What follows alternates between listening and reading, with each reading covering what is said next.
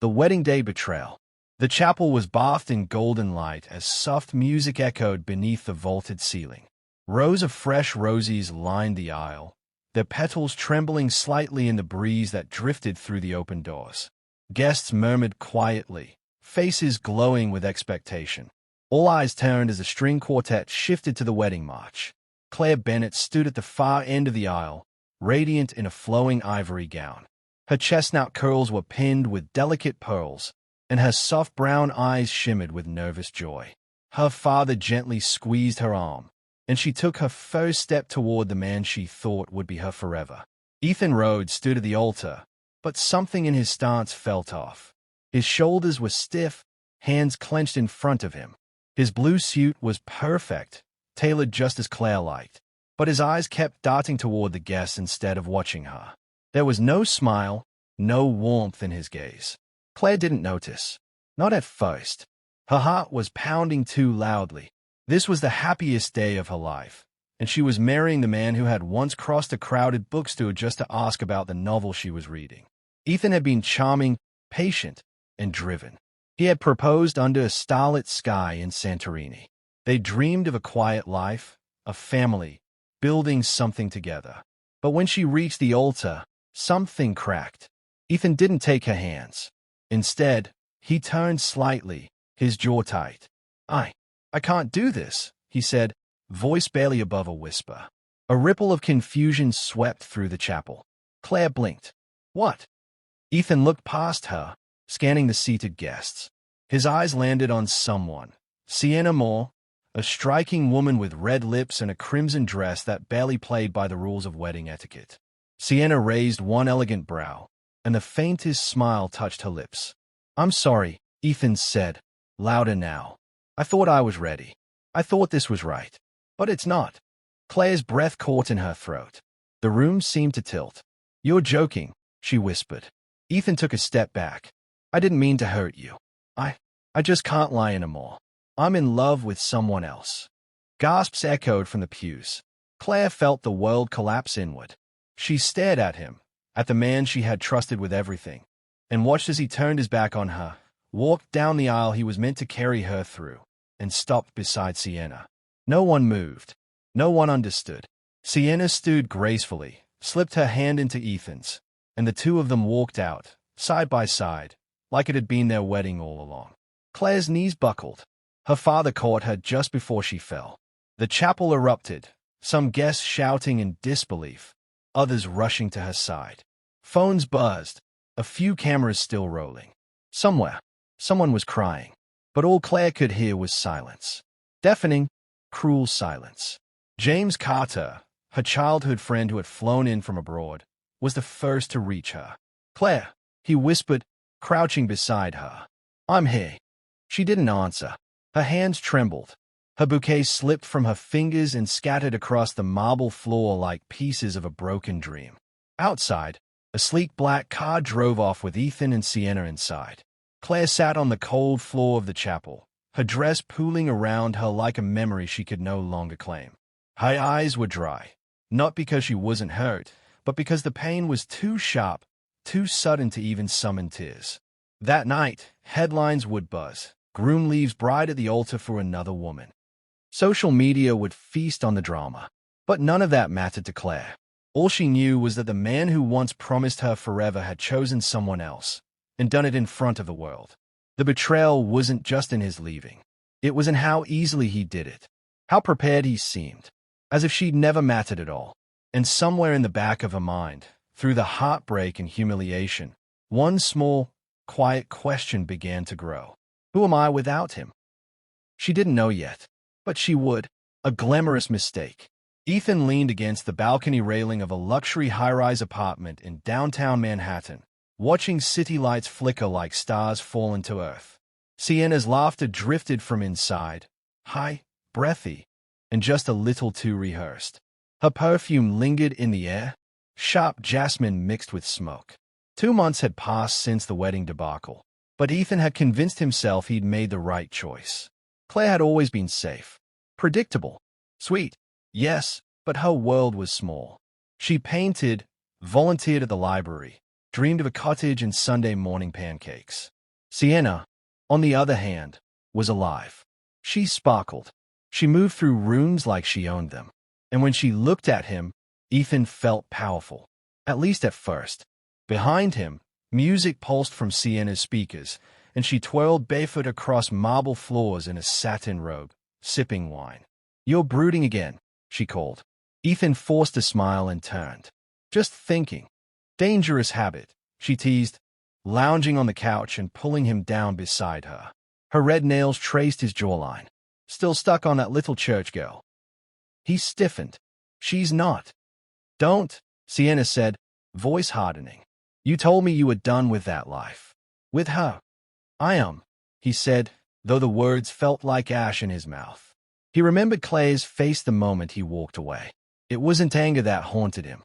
It was the silence. The complete and utter heartbreak. Sienna pressed her lips to his, trying to distract him. He let her, but his thoughts drifted. He hadn't heard from Claire. Not once. No messages. No calls. She had vanished, as if she'd carved him out of her world cleanly. And maybe she had. That should have made things easier. Instead, it gnawed at him. The next morning, Ethan sat at the kitchen island scrolling aimlessly. He paused on a photo that a mutual friend had posted. Claire standing in a field, hair tied up, paint on her cheek, smiling beside someone he didn't recognize. The caption read, "Healing one day at a time. Proud of you, Claire." His thumb hovered over the image. "Seriously?" Sienna's voice snapped.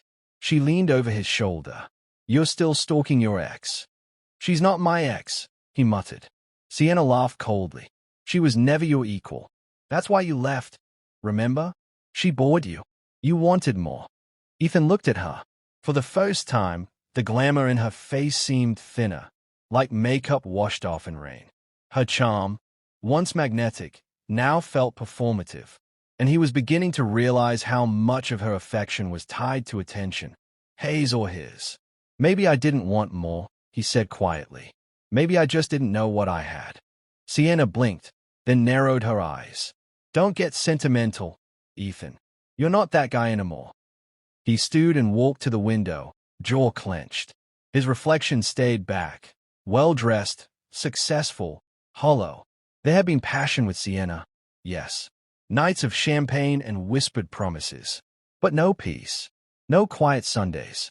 No safety. She came up behind him, arms around his waist. "You're with me now. That's what matters." But her embrace didn't feel like comfort. It felt like chains. Days turned into weeks. Ethan found himself checking Claire's feed more often than he admitted. She had opened a small art studio. She looked healthier, freer. One afternoon, Ethan ran into an old college friend, Max, at a networking event. "You and Claire still married?" Max asked casually, not knowing the scandal. Ethan gave a bitter laugh. "Didn't work out." Max frowned. "That's a shame. She really loved you." That night, Ethan lay awake beside Sienna, listening to her soft breathing. He imagined Claire, maybe alone, maybe with someone else, living a life without him. Not waiting, not grieving, just gone. A pit opened in his chest. He had made his choice in front of the world, but he was only just beginning to understand its weight.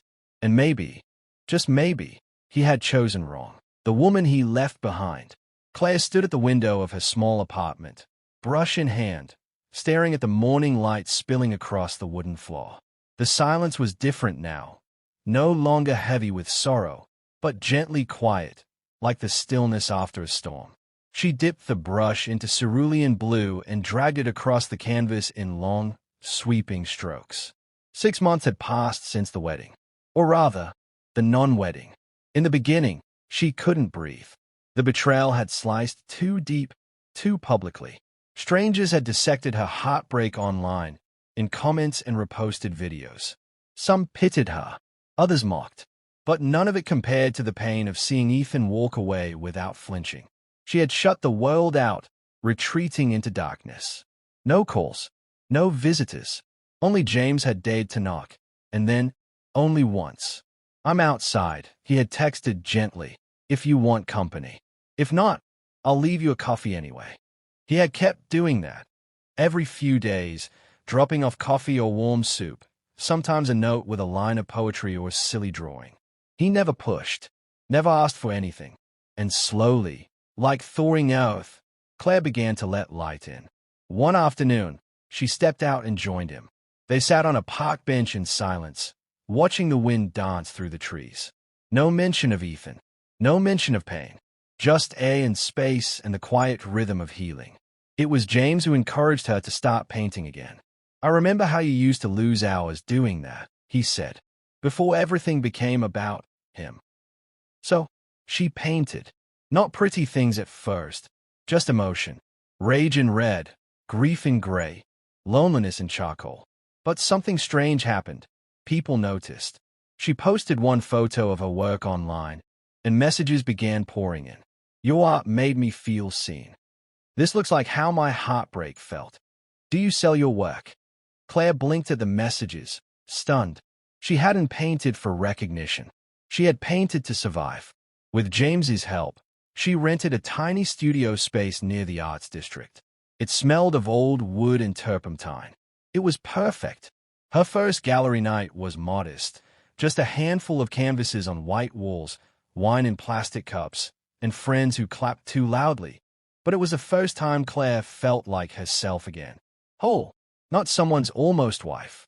One morning, as she opened her studio, she found James already there, adjusting the hanging lights. "I brought muffins," he said, lifting a paper bag. "Figured you'd forget breakfast again." Claire laughed, brushing paint from her cheek. "You know me too well." He hesitated, then asked, "Do you feel like you're past it?" "Him, I mean." Claire paused. "I'm not sure I'll ever forget it," she said honestly. "But I don't wake up wishing it never happened anymore. I think I had a break to rebuild. I think maybe I'm better now." James nodded, his expression unreadable. That night, she gave a short talk at a women's collective, Healing Through Creation.